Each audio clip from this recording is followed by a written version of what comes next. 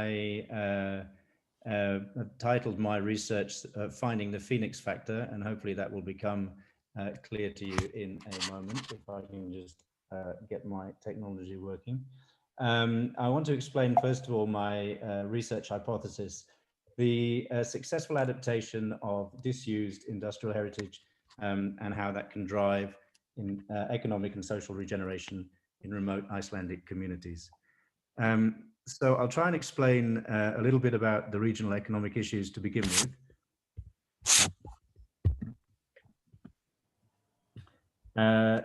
These are essentially those that are facing coastal communities who have experienced economic adversity in the last few decades through the decline of the fishing industry and the imposition, or rather the loss of quota. This combined with technological change such as factory trawlers has meant less demand for onshore processing. This in turn has led to depopulation.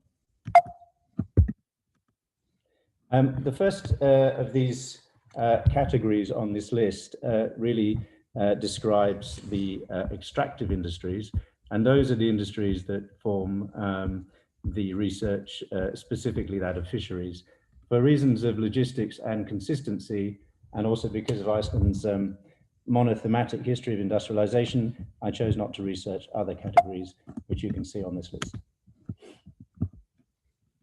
Much of the industrial infrastructure associated with fisheries remains in place in remote communities.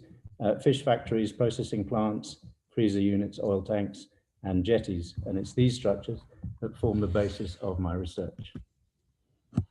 So to begin my analysis, I established five broad research topics, and I'll just go through those now. I wanted to understand the conservation methods that industrial heritage sites use. I wanted to understand the safeguarding and protection afforded to those structures through legislation. I wanted to see what the operational priorities are that the site managers experience and identify. And I wanted to understand how we define their success and also the factors behind that success. So those were the five overall topics that I identified. And from those, I then designed 6 specific research questions.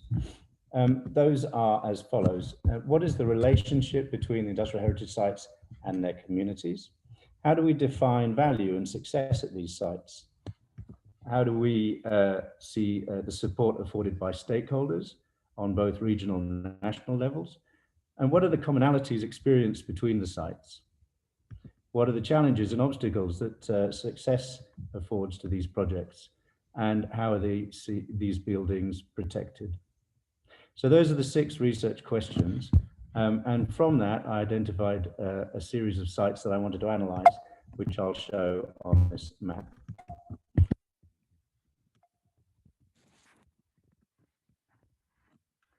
So the 16 research sites, if you're familiar with Iceland, you will know that obviously the University Centre is based in the West Fjords. That to some extent determined the selection of sites from a practical point of view. They were also selected by virtue of research and also because obviously of the availability of my interviewees, which I'll talk about in a moment.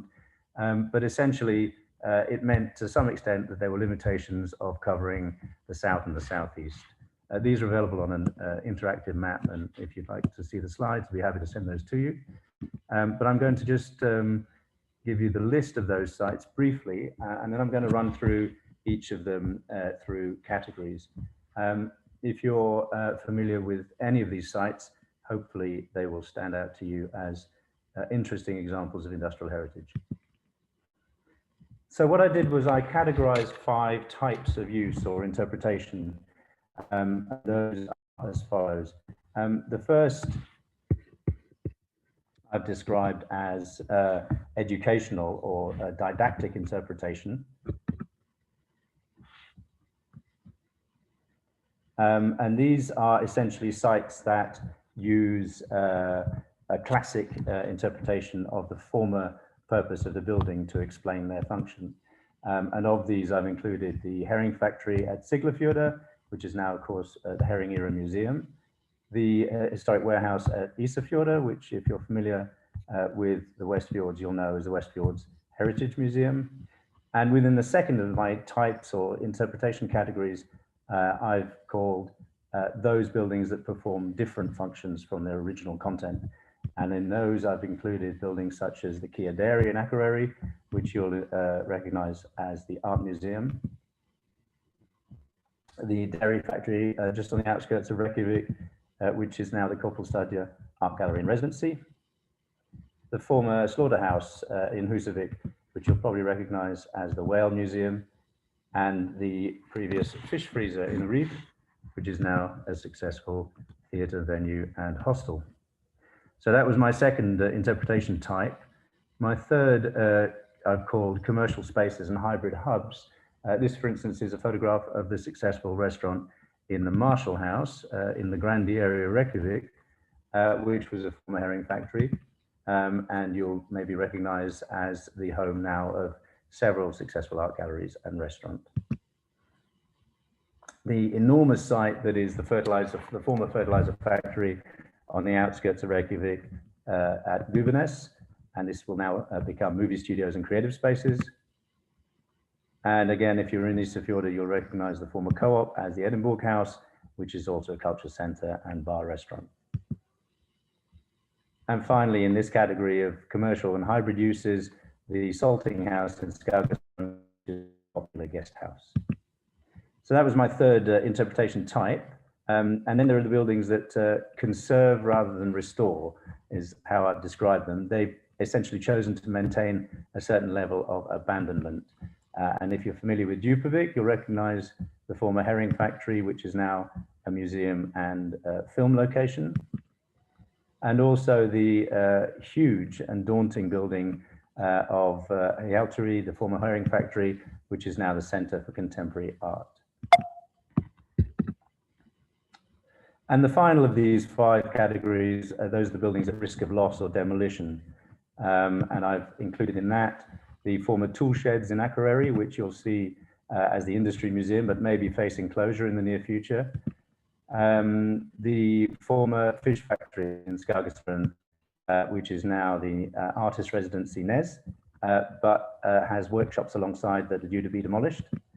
And the former herring factory at Rauberhofen, which is also abandoned and may be demolished. And finally, the transformer station at Botnafjörður, which is Thordarson's work and is now planned for demolition this summer. So those are my 16 sites. 13 of them were in rural locations, 3 in the capital area, as you've noticed. And I just want to explain a little bit now about my interviews. These were undertaken in 2 stages between November and March in the year before, and September and January this year. And the first of those stages were unstructured interviews. The second were semi-structured. The first of those stages were completed just before the lockdown restrictions as COVID became apparent, and they were conducted face-to-face. The second I considered conducting online, but I chose, as restrictions were lifted at the end of the period of spring, to do them face-to-face, and there weren't any objections raised to that. So in the end, 30 out of the 35 stage 2 interviews were conducted in person. A key condition was that the participants agreed to be identified in the research and that their comments would be attributable. The interviews were carried out in English, and each was recorded using an AI app called Temi, and they lasted on average about 90 minutes. So I'm just going to talk to you briefly about my methodology before moving on to the results. I created full verbatim transcripts of all my interviews, and then used an analysis app called MaxQDA to help me devise a 2-level coding system. 2,830 segments were coded into a primary level system, and they were based on those 5 initial research topics, which I introduced at the beginning. And then these were then categorized into 32 further codes. And data from the primary coding operation was then selected and recoded into a secondary level to address the 6 research questions that I described. And that then created 42 secondary subcodes. As part of the interview analysis, I also created single case model visualizations using max maps as part of the max QDA package. And that enabled me to cross-reference and analyze responses as a function of each interview. And this slide just shows a sample of one of those interviews. The last part of the methodology involved creating heat maps from code matrices, and these were done for both the primary and secondary levels. And that helped me to determine the frequency of responses within each subcode. So that's the brief outline of the methodology. I won't go into it in any further detail. It's all available in the thesis if you'd like to read it. But I want to talk about the results, which I think are hopefully a little bit more interesting, and I hope you'll find so too. Just to clarify that these 6 research questions, I will run some of the comments that really stood out to me, but I won't read through the comments. And equally, I've only just picked out the subcategories or the subcodes that have really jumped out at me, because I can't, obviously, in terms of space of time, go through the 42 subcodes that were generated. So the first research question, you may remember, related to how industrial sites engage with their local communities. And this question really considers subjects like collective memory, civic pride, identity, community engagement, and volunteer opportunities. And the first code that really jumped out at me, I've called shame and humiliation. Many local residents and participants expressed negative associations relating to industrial structures. They seem to associate them with hardship and poverty. And this seemed to lead to a general resistance to place value on industrial architecture. The sites were linked with economic failure, even abandonment by former employers, and perceptions of having been exploited or used by foreign interests, including the Danish occupation, and treatment of Icelanders in the past by foreigners as uncultured. Responses often described shame and stigma attached to living in turf houses and barrack buildings, and also cited a certain unworthiness linked to 20th century architecture in Iceland, with comments like our buildings aren't good enough. Shame was also linked to decisions by municipalities to sell off fishing quota and the impact on local industry. So that was one of the subcodes in this question that really jumped out at me. Another I've described as volunteerism, and that really created a very mixed and confused response among my participants. Many opinions were expressed that labour unions were opposed to volunteering because it was seen as undermining paid work. This is something I've found a little bit difficult to understand, but it was cited as just not part of the national culture, particularly for young people, that it evoked notions of exploitation, for instance, which I also found confusing because volunteering is clearly active in search and rescue in Iceland and within the Red Cross, for instance. And from my experience of running volunteer-led heritage projects in the UK for many years, I was very aware of how important volunteering is in the conservation of sites such as these, an experience that is common across Europe and the US. But managers just seemed unclear about the legality of hiring volunteers and also how to advertise volunteer programs. So that was my first research question. The second, you may recall, I wanted to try and understand how we place value or define success on these buildings. And the first of the subcodes that struck me, I've called regenerative hubs. And to explain what I mean by that, most of the successful projects that I researched often were those that had become hubs within their communities. They provide art spaces, learning programs, innovation centers, and they seem able to create what I've described as a critical mass of local participation, which then in turn leads to a cycle of renewal and positive feedback, and seems to then be capable of reversing out migration.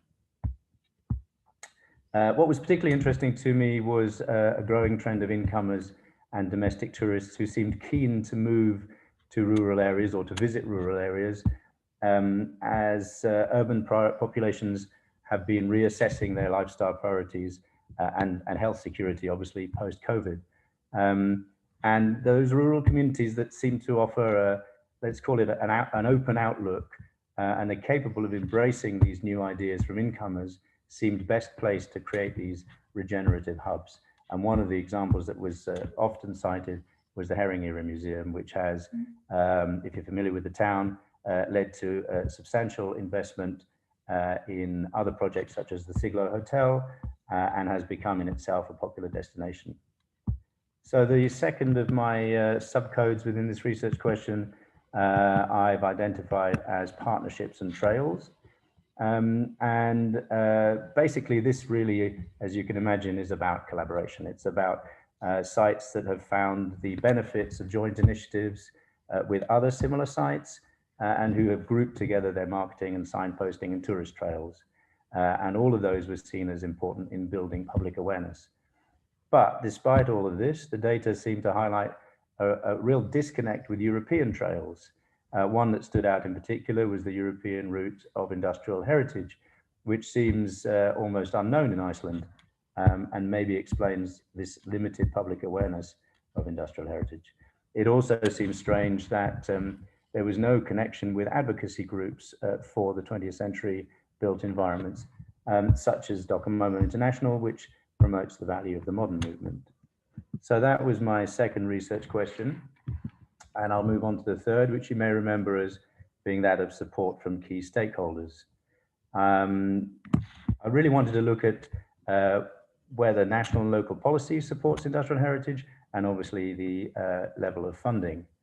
And the first subcode, which again seems to be somewhat negative, but is realistic to the data, identified frequent dissatisfaction among respondents in terms of national and local strategic planning. I was really surprised to learn that policies were drawn up between government departments without consultation between themselves, and that local municipalities apparently make unilateral decisions about demolition that are often contrary to the recommendations of the National Culture Agency, Minjastofnun. The second subcode within this category I've identified as related to the previous, and that is specific to tourism policy.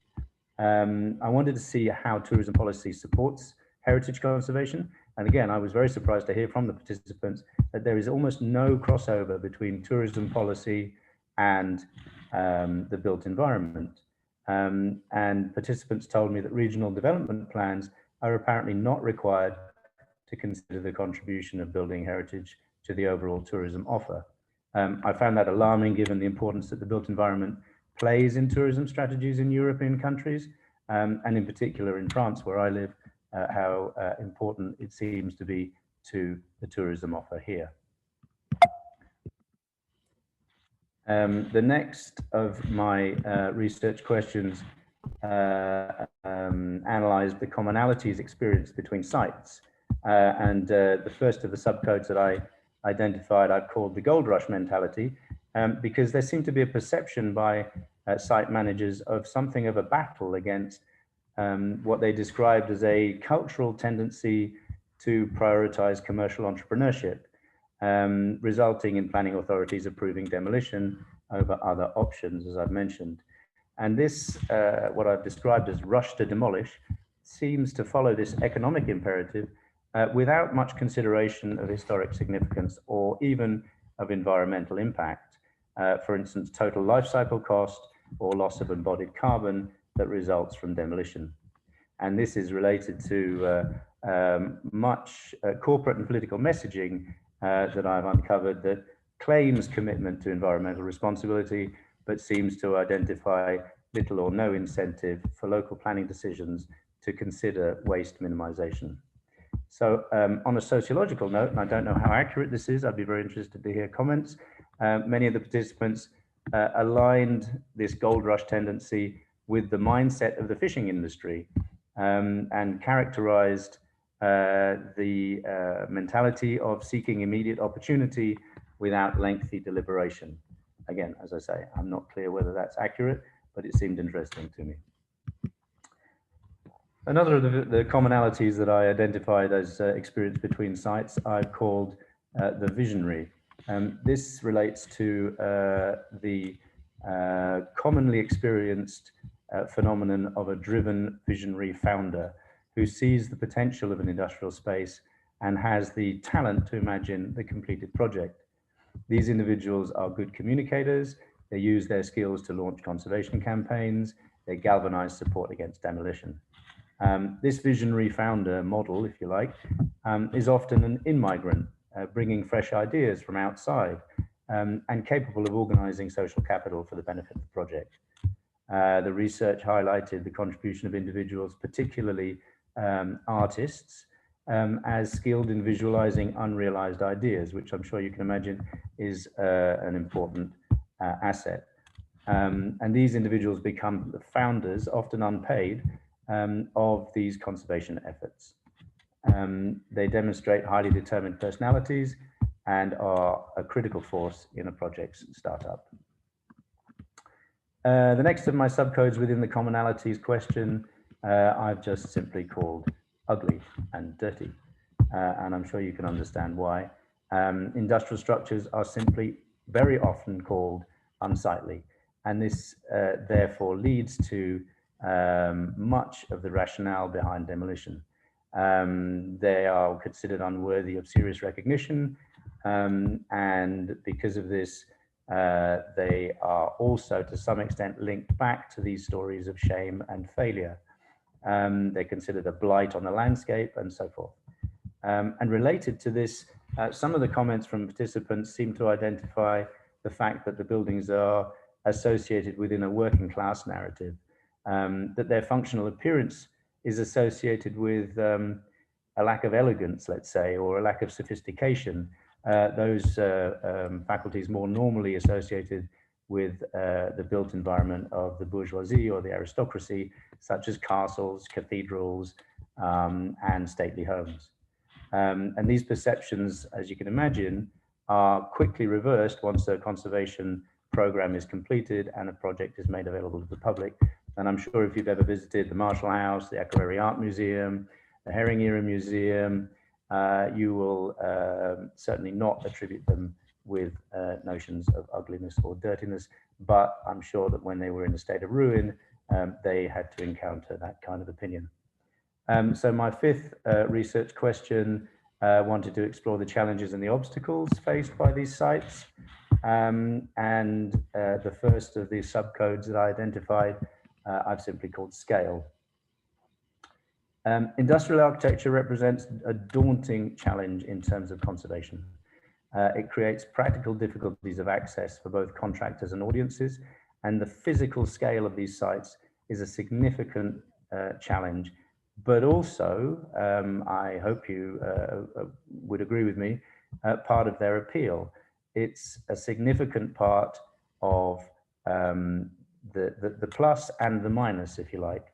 Not just in terms of the conservation challenge of getting labor and materials to the site, but also running costs, and of course in Iceland, heating costs. And yet the combination of scale in these extraordinary natural locations in remote communities is integral to their appeal and their uniqueness.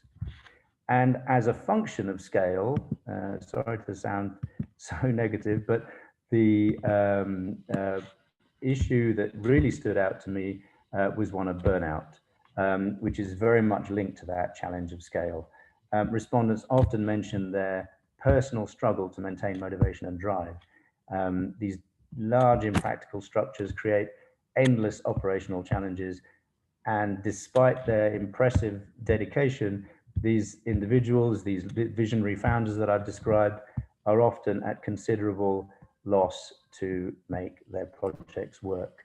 They regularly face insurmountable odds, including the short-termism of funding strategies, and they experience sporadic public support, even opposition in some cases. And the next subcode within the challenges that are faced, I've called skepticism, and that harks back to the previous point. Many respondents described struggling with negative public perceptions when it comes to the idea of repurposing factories. However, and I thought this was particularly interesting, maritime heritage in Iceland appears to be, in the perception of my participants, somewhat glorious, even heroic, and ultimately worth saving. And one of the questions that were raised was whether this perhaps reflects a largely masculine historic narrative, but that's something that would need to be explored by other research.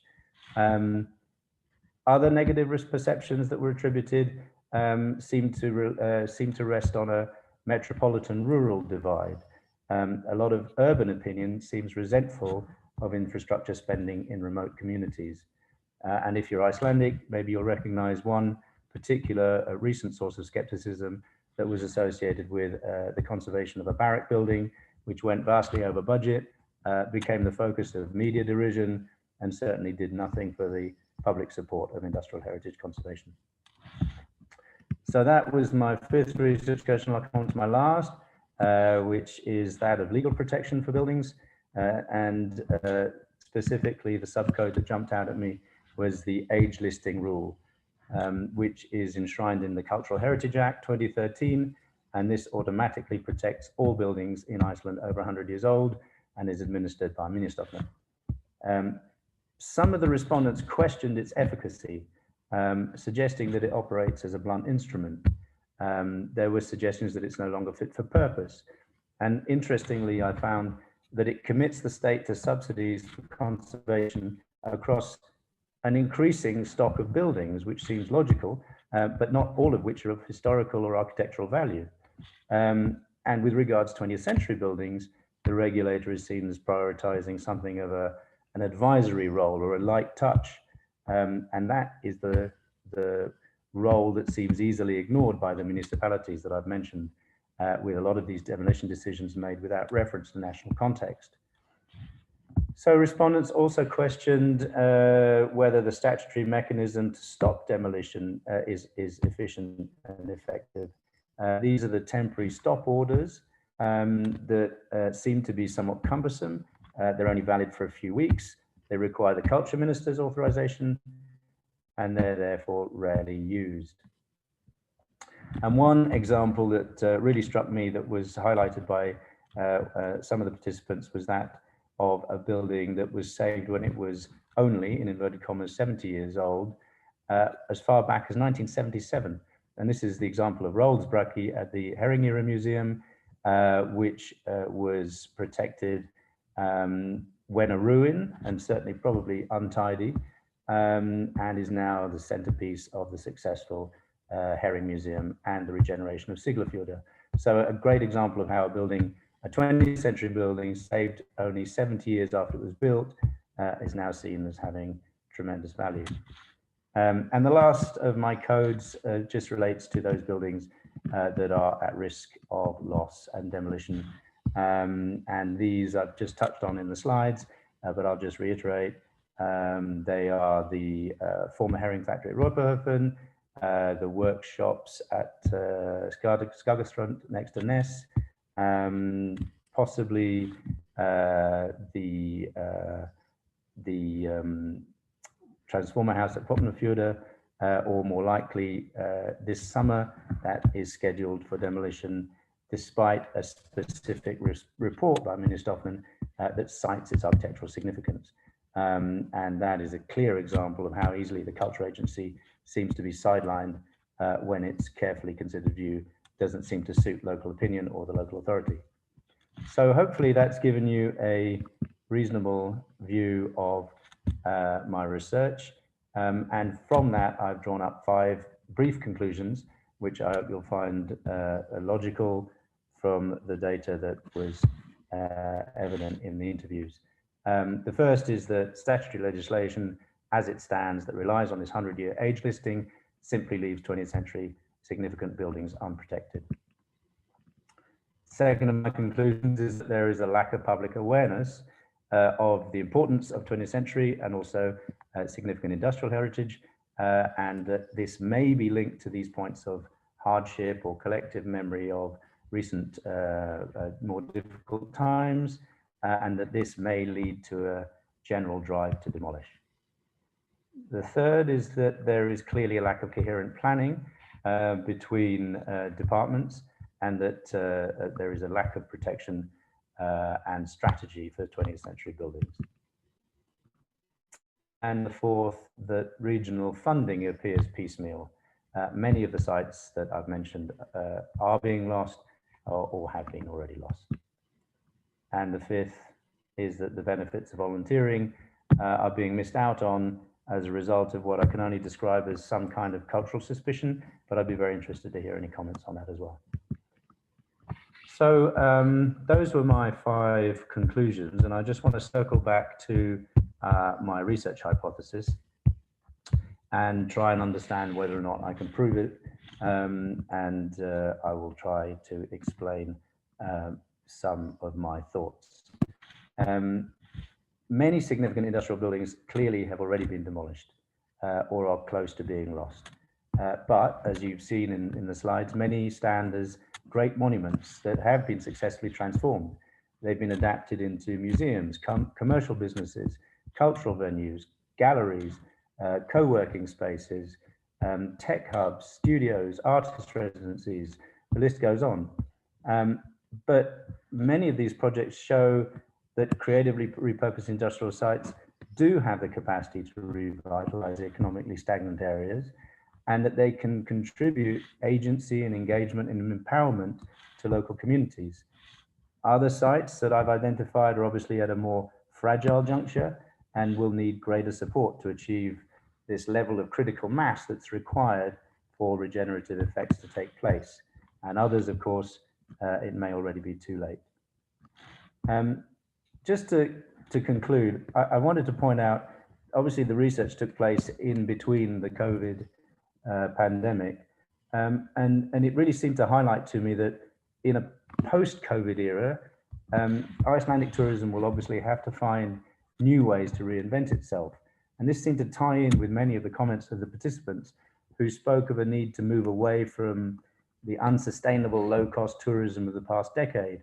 And the research shows that intelligently executed conservation projects can clearly do just that. They seem to be able to provide a key element in the process of change towards what is described as a more qualitative or engaged or slower tourism. And successful projects that are supported with networks like ERI and Docomomo have the potential to speak particularly to domestic tourists, which I thought was quite an interesting point raised by many managers who experienced high traffic of domestic tourists over the summer last year. Excuse me. And finally, the research just highlights the need to directly support the catalyzing forces behind all of these initiatives, these driven individuals who have a singular vision, who advocate for conservation, and who battle against what is often mainstream local opposition, often for themselves at substantial financial and personal cost, and ultimately end up as unpaid guardians of a national resource. This energy that needs to be supported and channeled can create these powerful and lasting cultural icons, and they can obviously, if supported, show how they can become significant investment multipliers in these communities. So I guess you could say that my hypothesis is to a large extent proven, but with several critical caveats that would need to be addressed in order to deliver the benefits of this kind of resource. And I'll very briefly, just to conclude, run through my policy recommendations. There's just 5 of them, and they're pretty brief. Development of the European route of industrial heritage. Establishment of an advocacy group like Docomomo International to build public awareness. The integration of heritage structures into regional tourism and planning policy. And new legislation to replace the 2013 Act to protect significant 20th century buildings. And finally, my 5th recommendation, the proactive listing of significant buildings and the redistribution of funding for conservation across all eras, not related to age. So those are my 5 policy recommendations. That was my thesis defense. Thank you very much for listening. And thank you to my supervisory committee and to the respondents, of course, who contributed to my research.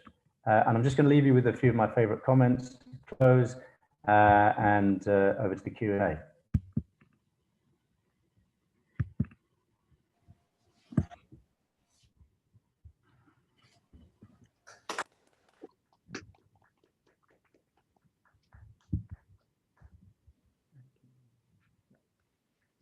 Thank you very much, David. The presentation was very, very nice. I'll open the questions time. I'll start with Carl, if he has any comment or any question about the presentation.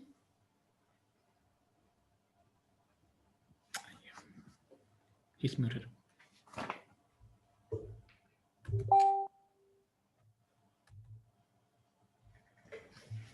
I made a classic mistake of not unmuting before I went on. But thank you for a very well organized and very well delivered presentation of a project that is obviously very ambitious, and you certainly pulled it off very well in my opinion. Quite many things you could pick up on this. While you were talking, I started thinking about my trip to Scotland a few years ago. You indicated that you had worked in the UK, and I took a group of students there, and we visited, for instance, a former aluminium smelter in Scotland that had long since ceased being a smelter, but it was now an ice climbing center. And it was a fantastic example, I thought, of this kind of regeneration or finding new uses for industrial structures. And I started to think about, okay, this is something that Iceland needs to start thinking about already in terms of the aluminium industry, perhaps. But anyway, let's leave that. One thing I want to perhaps pick up from your presentation now, which I found very interesting, is this kind of tug of war that you identify between local municipal authorities and Minjastofnun on the other hand. And this is actually perhaps one of the fields where this rural-urban divide becomes so obvious here in Iceland, and so often issues of any kind really are somehow they end up in this form of a debate. There is us versus them. It's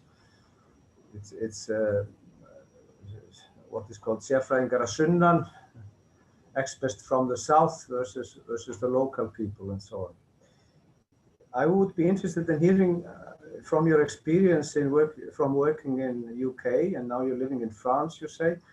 Is this unique to Iceland, or is there anything we could learn from other countries' experience of dealing with this kind of rural-urban distrust, perhaps, if that is the word for it? Thank you. I guess partly the demographic difference in Iceland makes it very different as a case study to, for instance, the UK or France, where, let's say, 15% or so of the population lives in the capital, whereas in Iceland, obviously, it's more like 65%. And that is a very different weighting in terms of funding distribution, but also public opinion. I guess I could also say the French and the British to some extent, but certainly the French are very used to traveling in their own country for their holidays. And the perception or the interpretation that I had from their interviews was that that's not the case for Icelanders, that on the whole, 101ers, let's say, tend to jump on a plane to Tenerife or, wherever for their holidays rather than go to the West Fjords or to Skagastrand, let's say. And I think there is a different perception of those rural areas among city dwellers in Iceland. That would be a very subjective reaction to what you've said or you've asked.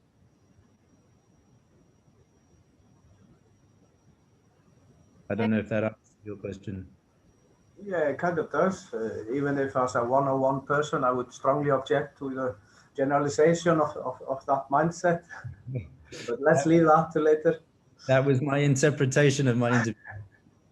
But it may well not be the case. I guess, if you like, my conclusion from my research was very much that this is a very interesting time in Iceland to really seize the opportunity of developing a domestic audience. That what has been developed in terms of infrastructure to encourage and invite 3 million foreign tourists a year into a country of 300,000 residents is not sustainable, and neither is it increasingly welcome. Although if you obviously work in the tourism industry, you may have a different opinion, but that there are these opportunities to develop these remote areas for domestic audiences, and particularly for domestic audiences that are looking to find second homes, perhaps in these remote communities, and to start to think about their lifestyle priorities.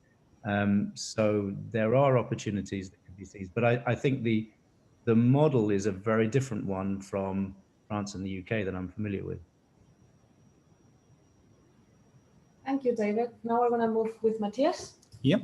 Thanks, David, for this presentation, and especially for the very valuable policy recommendations that you presented. I think there's definitely very much value in that. You started your presentation with a hypothesis, you ended it with the hypothesis, and you said it was proven. Fine. But I think it's quite difficult to test a hypothesis solely on qualitative data. I mean, I like qualitative data. No, nothing wrong with that. But to make it more robust, what would you recommend as a necessary next step to make this data more robust? Thanks. Well, I would say, yes, just picking up on what you said, Matthias, it's obviously important to try and understand how we could do a quantitative assessment of this kind of research, and also to see whether or not I could, or further research could expand into other areas of the country, which hasn't been the case for practical and logistical reasons, but also to try and see how most of these sites really fit together in a kind of national context. Because what I've tried to do is pick out the sites on the basis of non-judgmental values. I picked out a lot of very different sites, and I tried to extrapolate conclusions from this very varied selection. And I suspect that if it was expanded across the country, even towards one of my policy recommendations of actually creating a national listing, that could then become something that would allow real substantive quantitative research. But I'm aware, I'm conscious of the fact that I really stayed within the Northwest and the North, and that may or may not have brought up conclusions that may not apply across the country. So I guess my answer is just that. It would need to be a national study. Okay, thanks for that. I think I have many more questions, but they will come after the public part. So I would I would prefer leaving it to the audience or to people on Zoom to ask you some more questions. Yeah, so we're gonna open the time question for people here, and for people at home, you can either use the raise a hand function, or you can write your question on the chat so we can read it back. So I'm gonna start with here. Is there any questions here? Yeah, Peter is gonna ask. Hello, David. Hi, Peter. Thank you. You have talked a lot on those visionary people who start something, and I think we here in Iceland know all some of them and have some people in our mind when you're talking. However, can you mention some examples of projects you researched who were not led by any visionary people, who were led by any administrative bodies? For example, the Barak in Reykjavik. I know it was not part of your research. Yes, no, the barracks, that barrack conservation wasn't part of the research, but I'm going to tread carefully because I don't want to call certain sites not visionary. But I guess if I just come back to this specific point of this single visionary leader who starts through some dedication and is unpaid and is simply driven by their own determination, I guess we could put a site like the fertilizer factory in Guvenes into a different category. It's certainly a visionary project, but I don't think it comes within the category of being driven by a single visionary leader before it's picked up for substantial funding. I see that more as a successful endeavor and a social enterprise scheme by the municipality of Reykjavik. So I would say that is more of a municipally driven project than the others. I don't know if any others stand out to me as not driven by visionary leaders. I think they were all, from my research, basically started by one single person or a small group of people. And just to come on to this, I find this slightly odd that it's, to me, very intrinsically linked to volunteering, because these individuals who are unpaid, or groups of local residents who decide to save a particular site, are unpaid at the beginning. They work very hard. They turn up with, you know, pots of paint or whatever they start to do to try and save these sites. And yet we don't consider them to be in the classic mold of volunteering. And again, as I mentioned in the research, volunteering doesn't seem to have that take up or that even appreciation within the national consciousness. And yet these people are essentially volunteers for many years. Any other questions? Yeah, please. Yeah, Ingi is gonna. Thank you, David, for your. Hi, Ingi. I was wondering, as you mentioned before, the sites are very different, and I think the age difference in the sites and the alarm that you ran in terms of young sites being under pressure of being lost, maybe more than the older one. Did you identify any difference between the custodians, so to speak, of the sites when it came to if they were custodians of older sites, that they have more understanding, more support than the custodians of the younger sites? Did you identify any difference that they might have when it comes to public help and funding and so forth? I mean, that's very interesting. I don't know if I can make that attribution to different ages and different individuals.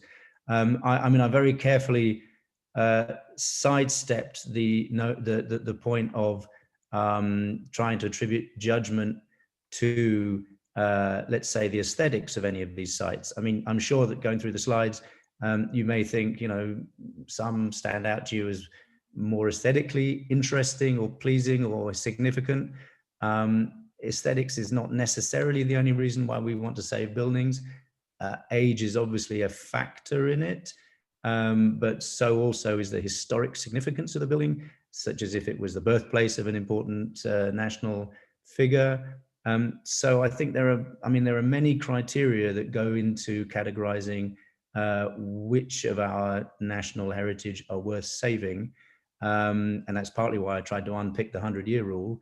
But whether I could attribute different individuals to different ages of buildings, I think it's such a hybrid mix. I'm not sure I really could. I would just say that the let's say the more driven artists seem to be more closely aligned with the more daunting buildings. I guess that's the only way that I can put it. And I mean, Hjaltari stands out to me as just the most daunting, extraordinary building.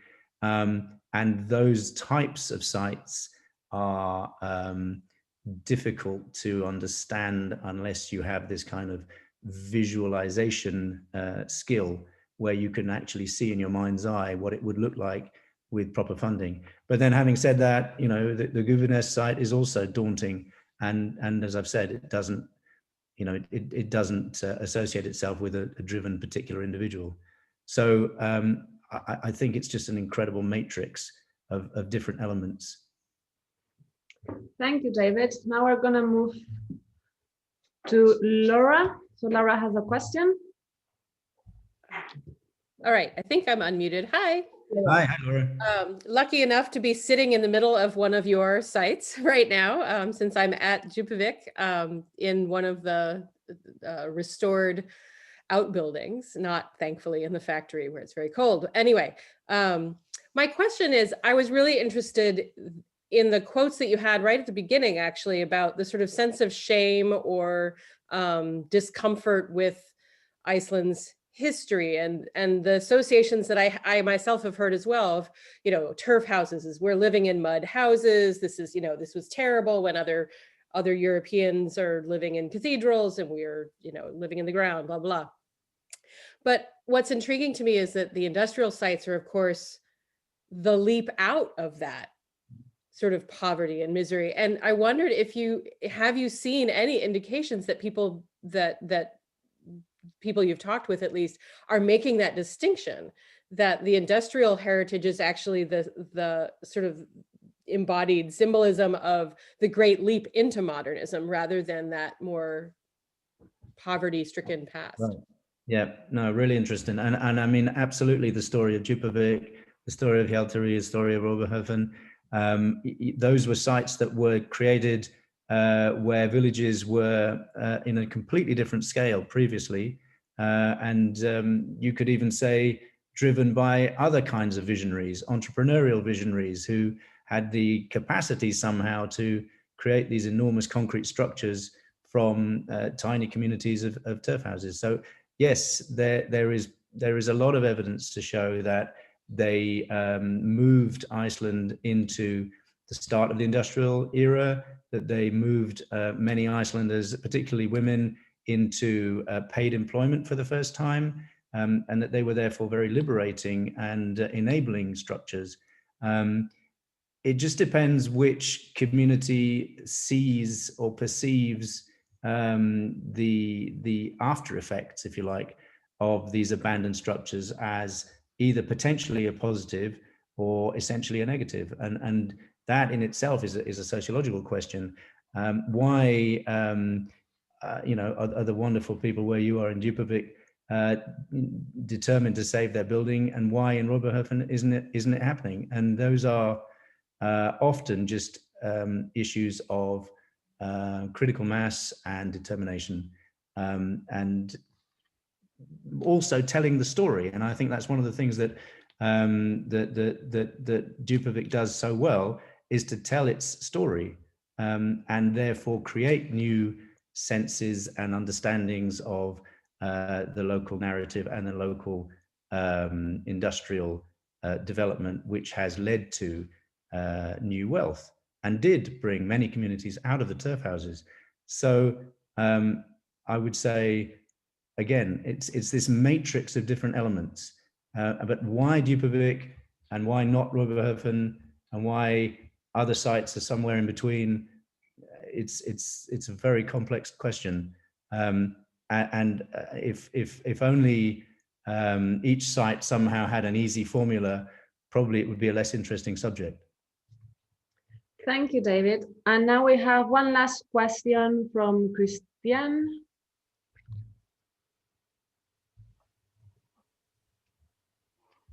I don't know if I have unmuted you. You should. Hello, can you hear me? Hi, Christiana. Hi, I'm Christiane from ERI, the European Route of Industrial Heritage, and we were one of the recommendations. Thank you very much for your presentation, David. Very interesting. We have been in touch to discuss options how to develop ERI in Iceland, and we obviously saw that there is a lot of potential, but no coordinated work. So my question would be, do you have any idea how the impulse could be to start the coordination? Who could be the initiator? We see that many private people are working in this. You see that there's not so much public support. Did you find any angle to start off, to kick off the process? Yeah, thanks. I mean, I would say that it's clearly a strategic decision, and to some extent a strategic decision that needs to be made on a national level to some extent. But then each site needs to buy into the need and the benefits of joining a network such as IRI. I guess from my experience of running industrial heritage projects in the UK, a lot of the time, most project managers or site managers are so nose to the grindstone, getting the daily objectives accomplished of their sites, that they often don't simply have the, let's call it, luxury of standing back and seeing a strategic purpose on a wider basis. And I think to do that, it would need some level of national government commitment in some shape or form. And I from my conversations with interviewees on national government level, that interest does seem to be there. Obviously, there's always an issue of funding. I don't think it's particularly significant, but I think there would need to be some national coordination in order to bring people together and just give them the time and space to think about the benefits of a network like IRI. But that's a long-winded way of saying I'm sure it can be done, but I guess it just needs to be brought together. Okay, thank you very much. Thanks. Thank you very much, David, and thank you everyone for attending today's defense. Now we're going to have a 10 minutes break, so I will ask people on Zoom to leave within this 10 minutes. If not, we will need to remove them from this conversation. And yeah, thank you again, David, for a nice presentation. Thank you. We'll see you in 10 minutes. Okay.